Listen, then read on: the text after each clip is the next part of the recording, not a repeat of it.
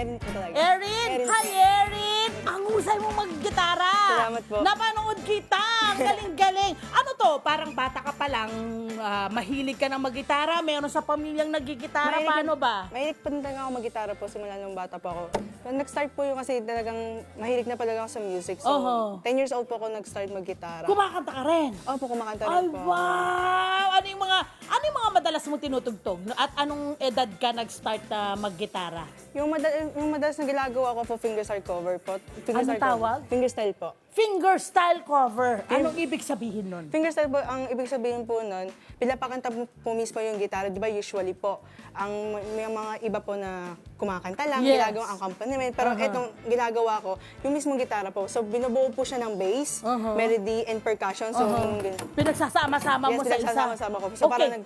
para siyang band. Ano yan? Self-taught ka ba? May nagturo sa'yo? Paano? Self-taught lang po ako, nanood lang po ako ng mga videos, mga guitar videos po sa YouTube po. Sino yung mga parang nakita mo na sinusundan mo? Marami akong nakikita mga ganyan eh. Sino yung mga sinusundan mo? Yung talagang sinusundan ko po, yung pinaka-idol ko talaga, si Josephine Alexandra. Pinakagusto. Opo. Oo. Siya po yung naging reason ko bakit po ako nag-start mag-fingerstyle. At siya nag-start po ako din gumawa ng mga social media. Tapos doon ko po pinapost yung mga guitar covers ko. Oo. Ayan, wala siyang pick. Di ba? Makikita mo yung mga kadaliri niya. Pwede mo bang ikwento sa akin, ano yung meron ka sa mga daliri mo? Ano yung mga yan? So ito pong nasa thumb ko po is tawag po dito, thumb pick. Then ito pong tatlong to is Alaska picks po. Kung wala po akong ganito, hindi po ako makakalabit ng maayos kasi ito po yung nagsisilbing kuko ko po. Yan o.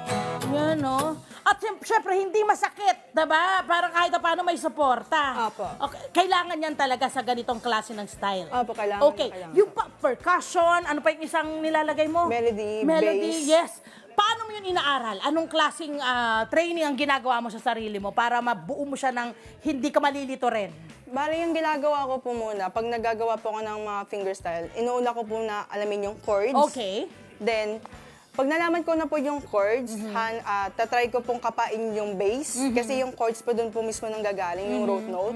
And yung melody, yun, kusa ko na lang po yung hinahanap dito, nilalaro ko na lang po. Tapos, ganun din po sa percussion. So, parang feel ko kung saan pwedeng ilagay yung percussion, kung maganda ba dito sa part na to, ayun. In short, parang ang ginagawa mo ay ikaw, parang self-expression mo yan. Yes po. Kumbaga sa isang kanta halimbawa, hindi magiging pareho yon ever. Halimbawa, tumugtog ka ng isang kanta, dahil nga parang inaano mo lang kung ano yung nararamdaman mo. Yung pagtugtog mo sa mga kantang yun, nag-iiba-iba ba?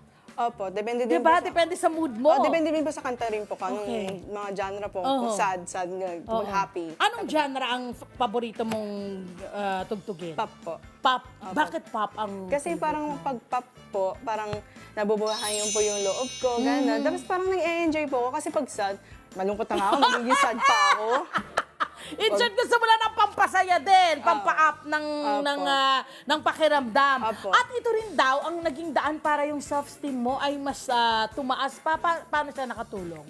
Nakatulong po siya sa akin na mas tumas po yung self-esteem ko. Kasi parang doon po kasi ako nakilala sa pagiging gitarista po eh. Oh. Parang doon ko po nakita na, dito pala ako magaling. Kasi po yung mga ibang tao po na sinasabihan po ko na parang wala akong kwenta, gano'n. Okay. Until now, may mga bashers pa rin. Meron pa rin naman po. And how do you react with the bashers? Nung una po, talagang naapektuhan po talaga Tama ako. Kasi, naman. Normal. normal lang naman Naapektuhan. po. Sobrang sakit kasi sobrang hearted po ako. Grabe. Kasi ang mga basher kasi, dahil hindi nga harapan makipag-usap sa'yo, kung makapagsalita, matindi silang magsalita ng masasakit. Opo, siya kasi sinasabihan niya akong peke. Peke, Opo. alam ko rin yun. Nabasa ko rin yun, na parang hindi totoo yung ginagawa mo. Opo. So, paano mo siya dinidil? I mean, kasi di ba yung iba, dinidedma, binablock, yung mga ganyan, hindi pinapansin. Sa'yo naman, paano ka? Para at least magkaroon din ng idea ang ating mga kabarangay ngayon na possible, no? Dumadaan sa ganong level din ng pangbabash. Ang ginagawa ko, minsan pinapatulan ko, pero in a good way. Yeah. Pero kumari, sinasabi na Fake ka. pangit ko tumugtog. Basta hindi ako peke ako, magla-live ako. Magla-live ako talaga. Magigitara ako. Tapos may mga raw videos ako na talagang walang edited, pinapost ko. Like, kumari, yun nga, ginagawa ko po na nagsasalita muna ako bago ako mag-tugtog. Correct. Pero marami pa rin nagsasabi na parang pinatungan lang yan. Paulit-ulit ganun. lang. Hindi na, kumbaga hindi talaga may hinto. Apo. Diba? So, ang maganda talaga doon, huwag na lang patulan. Kasi parang kahit anong gawin mo, meron at meron pa rin. Meron, Diba? opo. Ang importante, nag-enjoy ka sa Totoo, ginagawa tama mo. po. Okay. Paano, bukod sa self-esteem mo, anong mga aspeto pa sa buhay mo yung naitulong nitong talent na meron ka?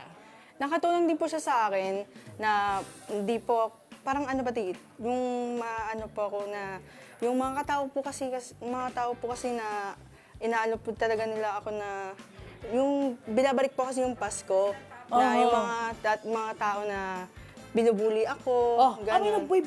May bullying din? May bullying ka rin? Opo, Oh, wow. nung elementary po ako. Tapos, nung high school po ako, meron po akong mga dating kaibigan na binitry po ako. Hindi ko po alam kung anong reason. Ganun. Okay. Pero yun din po naging way para makakreate po ako ng mga original songs ko po.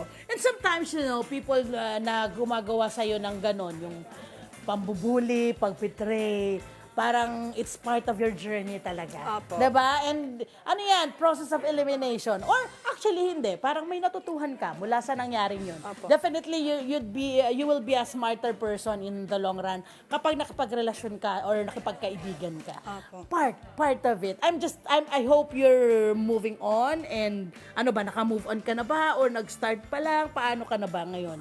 Nasaang posisyon ka na dahil sa pangbibitray sa'yo? So friends, parang hindi ko pa rin tanggap po. Oh, yeah. Actually, it's painful. Kasi, gano'n naman talaga, pag ang tao, mahal mo, masakit. Apo, diba? totoo po. Masakit makapag-move on. And I definitely nakakatulong sa'yo to. Opo.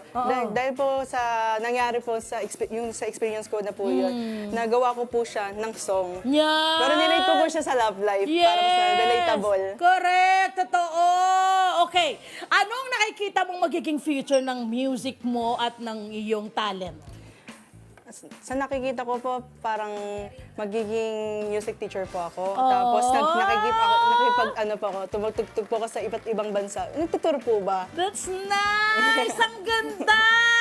Mangyayari yan. At ano naman ang pinagpapasalamat mo at meron kang ganitong klase ng talent? Pinagpapasalamat ko unang-una kay sa mama ko kasi siya po talaga ang reason kung bakit ko pinagpatuloy. Yung may mga times na talagang ayoko na po talaga mag-gitara. Yeah. Hirap na po talaga ako. Tapos sabi niya na, Erin, pag hindi ka na-gitara, baka bento ko yan. Itong parang kasi nga gusto niyang gawin mo kung pero bilang magulang yon, bilang out of love and out of care and out of worry. Opo, pero bilang magulang. nakikita niya din po na alam kong kaya ko lang, alam niya kaya ko, pero kailangan ko lang talaga na i-push ako. Yes, Opo, tama yan. And Erin, lagi mong tatandaan, kaya ka nabuhay kasi you're worth the happiness na kung ano man happiness ang gusto mo. So, anything or anyone na magdadal ng moment mo, sisira ng mga pangarap mo, parang ididim ang light mo, don't make them get through it. No? I mean, you protect your happiness. Okay? Kayang-kaya mo yan. Galing-galing mo. Maraming salamat, Erin! Naku, eto na meron kaming pure gold product para sa'yo worth of 500 pesos worth ng groceries mula po sa Pure Gold.